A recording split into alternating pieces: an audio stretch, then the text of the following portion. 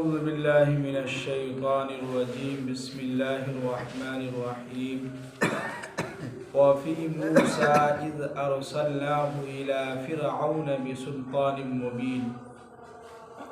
پچھلے آیت میں بات چل رہی تھی کہ قوم لوط کے بارے میں کہ اللہ تعالیٰ نے ان قوم لوط کے لوگوں کو کس طرح سے ہلاک و برباد کیا، اور اللہ تعالیٰ نے جو لوگ ڈرنے والے ہیں ان لوگوں کے لیے ایک نشانی اور دردناک عذاب کا جو ہے قرآن کے اندر اور ایک نشانی جو ہے اللہ نے چھوڑ رکھی تھی۔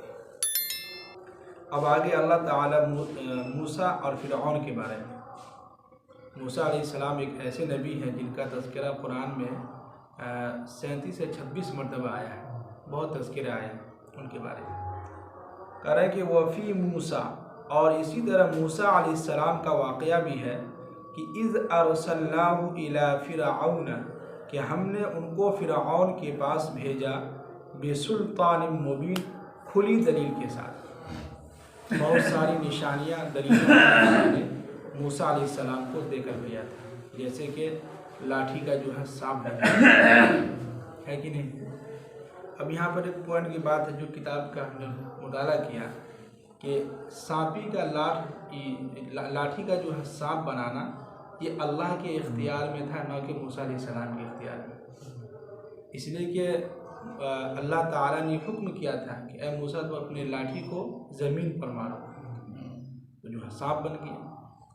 تو یہ اللہ تعالیٰ کی طرف سے ہوتا تھا، کوئی یہ نہ سمجھے کہ موسیٰ علیہ السلام کے ہاتھوں میں کرامت تھی، معجزہ تھا، یہ اللہ کی طرف سے تھا۔ کبھی کبھی دنیا کے اندر بھی اولیاء کرام بزرگان دین کے بھی جو ہے ہاتھوں سے کچھ ایسے کرشمہ معجزات ہو جاتے ہیں جس سے سمجھے کہ اللہ تعالیٰ یہ دکھلانا چاہتا ہے کہ ہم کچھ بھی کر سکتے ہیں۔ جیسے کہ بہت پہلے کی بات ہے، پچھلے 2 مہینہ پہلے کی بات ہے کہ دوسرے گاؤں کے سمری سے آگے جو ہے نول پور کی طرف کے ایک مولوی صاحب تھے، کہہ رہے تھے کہ جو ہے ہمارے گاؤں میں ایک آدمی تھا، ان کا ایک ہی بیٹا تھا، ان کا بیٹا جو ہے بول نہیں پاتا تھا صحیح سے، لقنتی زبان جو ہے، کئی جگہ سے علاج کرایا لیکن ٹھیک نہیں ہوا، تو کہہ رہے تھے کہ ہمارے پاس وہ جو ہے آئی اور کہنے لگے کہ جو عورت جو ہے کہنے لگے کہ میرے بیٹے کو اس طرح کی بات دیکھیں وہ بولتا نہیں ہے، کئی جگہ سے ہم دکھلا کے لائے، دوا کرا کے تھک گئے، کچھ بھی نہیں ہو پا رہا ہے، تو آپ ذرا کچھ جو ہے پانی پر دم کر کے ہم کو دے دیجیے، تو بچوں کو پلا دیں گے تو انشاءاللہ ٹھیک ہو جائے گا۔ تو کہنے لگے حافظ صاحب کہ دیکھیے ہم کیا کر سکتے ہیں اس میں، تو اللہ کی طرف سے ہوتا ہے، کسی کو زبان دے، کسی کو بات کرنے کی صلاحیت دے یا نہ دے، اللہ کی طرف سے ہوتا ہے۔ لیکن وہ عورت ضد کرنے لگی تو حافظ صاحب جو ہے مجبوری میں جو ہے قرآن شریف کی آیت تلاوت کر کے الحمدللہ سورہ قل اعوذ بالناس جو بھی ہو وہ تلاوت کر کے اس پہ پانی پہ دم کر کے دے دیں۔ اب بتاتے ہیں کہ جیسے ہی لے کے گئی اب اپنے بچوں کو پلائی تو بچہ جو 1 گھنٹہ میں بولنے لگا۔ یہ ہے، یہ کتاب کا واقعہ نہیں، ہمارے سامنے اس نے بیان کیا ہم سے کہ مفتی صاحب اس طرح کی باتیں واقعہ ہم سے ہو گیا۔ تو وہ عورت آ کے ہم سے کہنے لگی کہ دیکھیے آپ جو ہے پانی دیے جو ہے ٹھیک ہو گیا، بہت جو ہے شکریہ ہم سے ادا کرنے لگی، بہت کچھ بولنے لگی۔ ہم نے کہا کہ دیکھیے اس میں ہمارا کچھ بھی نہیں، یہ اللہ کی طرف سے ہوتا ہے۔ اللہ تعالیٰ کس کے ذمے کیا شفا دے دے، کس کے دعاؤں میں کس اس میں کیا اثر ہو کیا نہیں ہو، یہ اللہ کی طرف سے ہوتا ہے کہ نہیں۔ تو اللہ تعالیٰ جو ہے حضرت موسیٰ علی نبینا علیہ السلام کو جو ہے فرعون کی طرف جو ہے کھلی جو ہے دلیل دے کر بھیجا تھا۔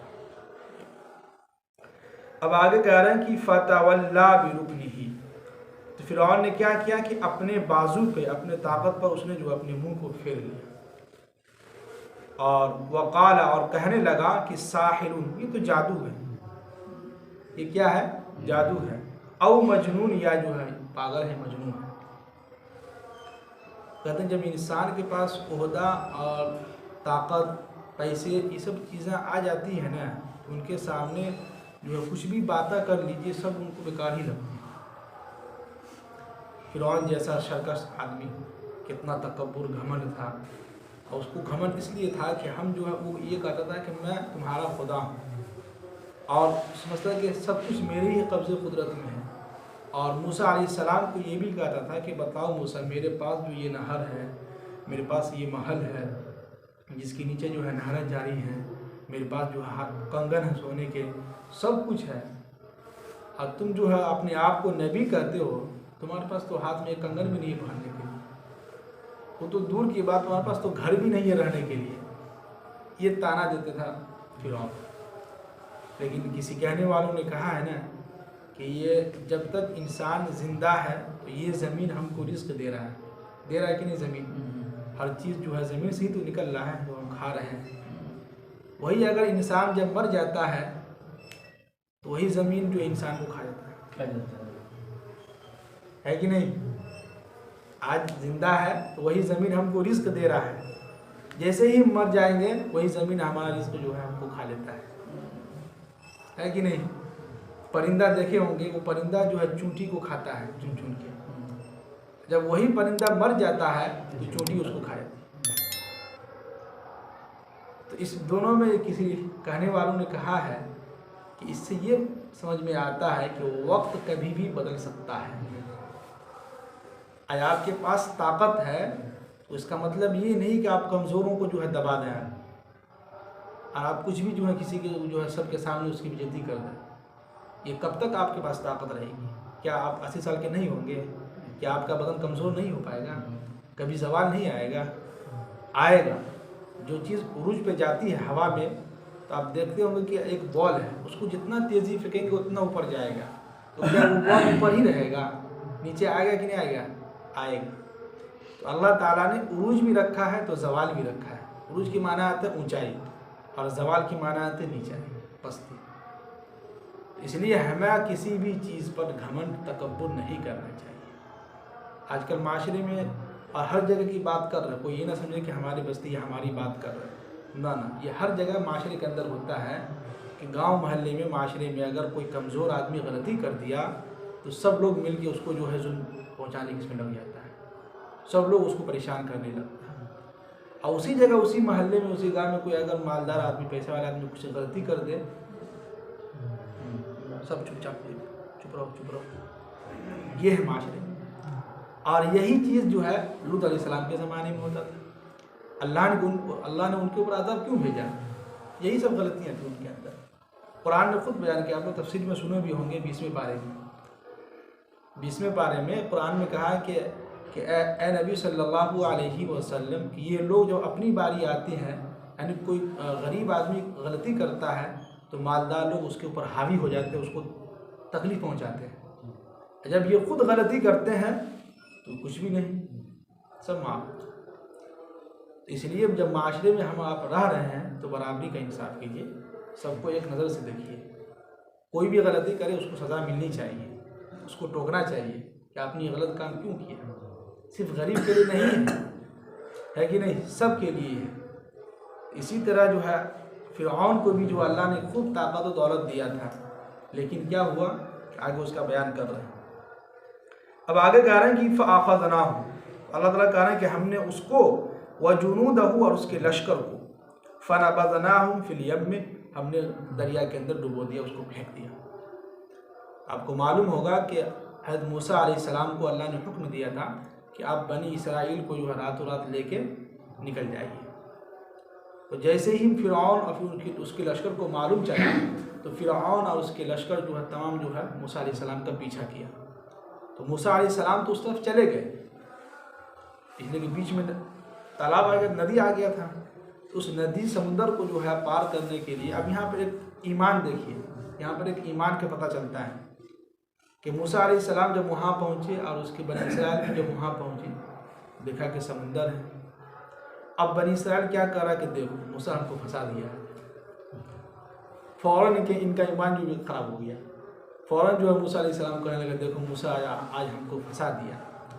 تو قرآن نے کیا کہا ان کے بارے میں، کلا، ہرگز نہیں، ان معی ربی سیہدین، میرے ساتھ میرا کون ہے، اللہ ہے، اور سیہدین، قرآن کے اندر اور عربی کے اندر جہاں کہیں بھی سین کا لفظ استعمال ہوتا ہے تو ان قریب، یعنی کہ مجھے یقین ہے کہ اللہ تعالیٰ مجھے سیدھا راستہ دکھلائے گا۔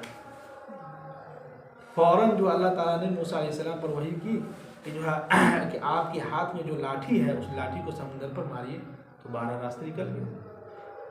اب جب بنی اسرائیل اور موسیٰ علیہ السلام نکل گئے تو فرعون کا لشکر، فرعون نے یہ سوچا کہ چلو راستہ تو بنا ہوا ہے، ہم لوگ بھی نکل جائیں گے اس کے پیچھے پیچھے۔ جیسے ہی لوگ بیچ میں گئے سب کے سب ڈوب گئے۔ تو اللہ نے کیا کہا کہ فَأَخَذْنَاهُ وَجُنُودَهُ، ہم نے ان کو اور اس کے لشکر کو گرفت کیا، اور فَنَبَذْنَاهُمْ فِي الْيَمِّ، اور ہم نے ان کو اس دریا کے اندر سب کو ڈبو دیا۔ اب آگے قرآن کہہ رہا ہے کہ وَهُوَ مُلِيمٌ، تو یہ لوگ اسی کام کے لائق تھے، ملامت کے لائق تھے۔ کیا مطلب؟ یہ لوگ اسی سزا کے مستحق تھے۔ ان لوگوں نے اتنی غلطی کی اور اتنا بھاری جرم کیا تھا، اس جرم کی وجہ سے ہم نے ان کو ایسا ہی عذاب دیا، اور ایسا فرعون کو عذاب دیا کہ قیامت تک کے آنے والے لوگوں کے لیے جو ایک عبرت کی ایک نشانی جو ہے مصر کے اندر لا کے رکھ دیا، کہ آج بھی موجود ہے۔ آج جو بھی لوگ دیکھتے ہیں سب جو ہے اس کو دیکھ کے کچھ نہ کچھ عبرت حاصل کرتا ہے کہ جو کوئی بھی تکبر کرے گا، گھمنڈ کرے گا پیسہ پر، دولت پر، گھر پر، کچھ بھی کام نہیں آنے والا ہے، سب یوں ہی دھرا کے دھرا رہ جائے گا، پھر آپ چل دیجیے گا اکیلے، کیا کریں؟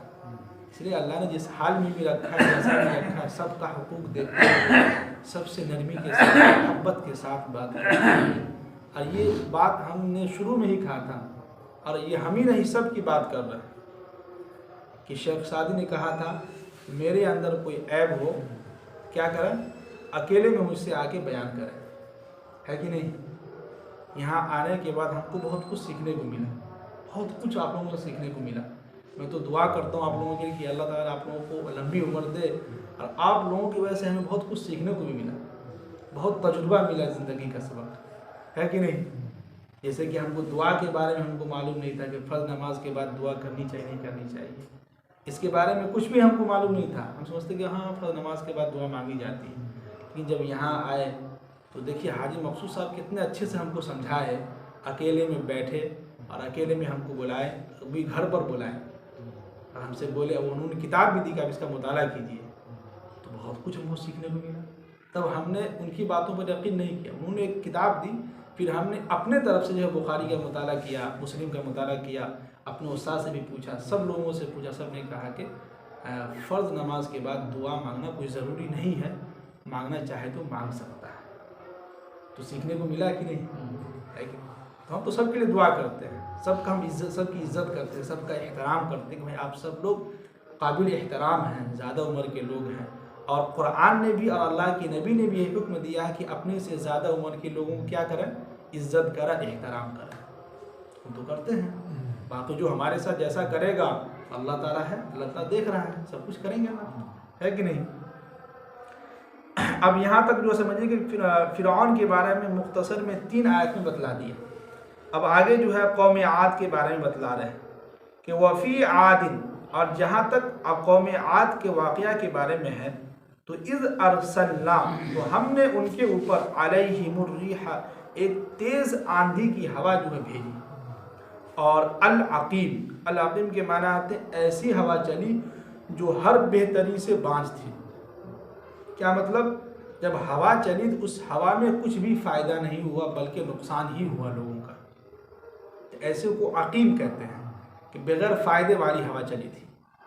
جیسے ہوتا ہے نا کبھی کبھی انسان جیسے بارش ہو جاتی ہے، اس سے کوئی فائدہ نہ نقصان، یہ اللہ کی طرف سے ہوتا ہے۔